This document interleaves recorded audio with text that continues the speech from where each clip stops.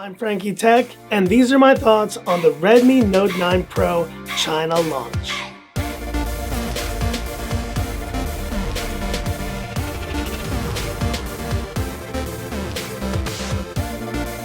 Hi guys, it's Frankie from Frankie Tech.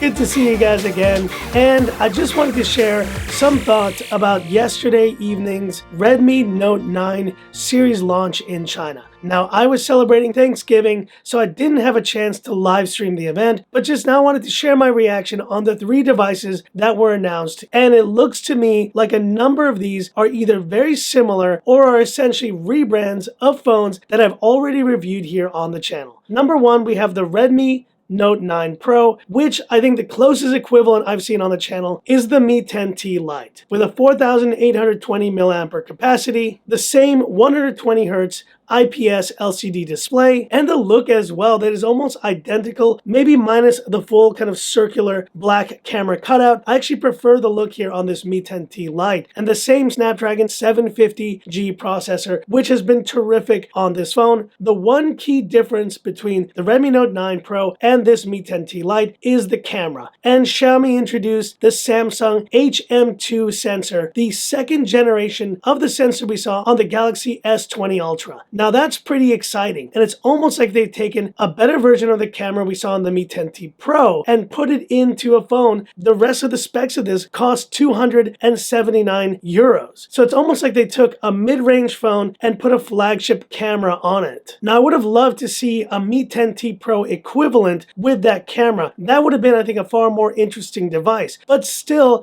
the camera of this Redmi Note 9 Pro is the most exciting part of, I think, all the releases, and is the one reason why I would consider picking up this phone to compare next to phones like this Mi 10T Lite and even the Mi 10T Pro. And with a starting price of 1,599 RMB for this Redmi Note 9 Pro, Xiaomi continues to just wow with these China prices, and you just wish they would do these types of pricings for the rest of the world. Generally, they're a little bit higher in Europe, and in places like Hong Kong, they tend to be somewhere in between.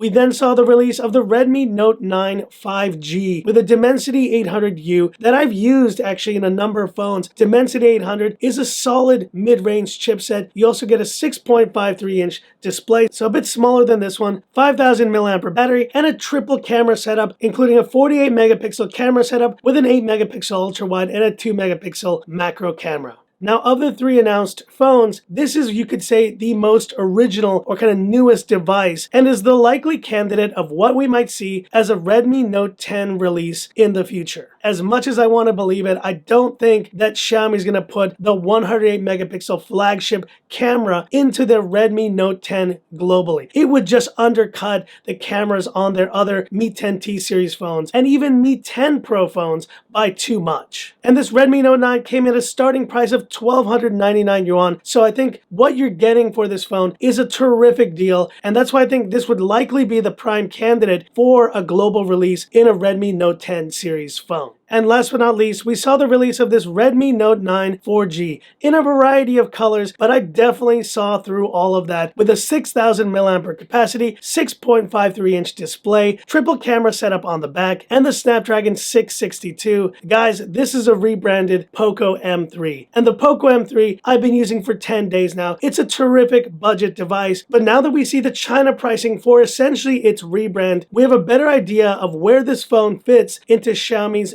China-based lineup, and is essentially taking the place of the Redmi 9, and perhaps this is the blueprint for an upcoming Redmi 10 that we will see from Xiaomi in the future. Personally, I'm really happy that this Poco M3 was released globally before this Redmi Note 9 4G got its debut. And a message to Xiaomi, you're doing it right here at the end of 2020, getting more global releases out of these phones before introducing their rebrands in China. It's a strategy that I think actually is working. And yes, I know how important the China market is, but expanding their global reach, I think, is one of the key strategies of Xiaomi. And by releasing more unique and original phones, and in the case of Poco as well, like this M3 or like the Mi 10T series, I think Xiaomi should continue to do this in 2021 to bring more excitement and more original products to their global releases coming next year.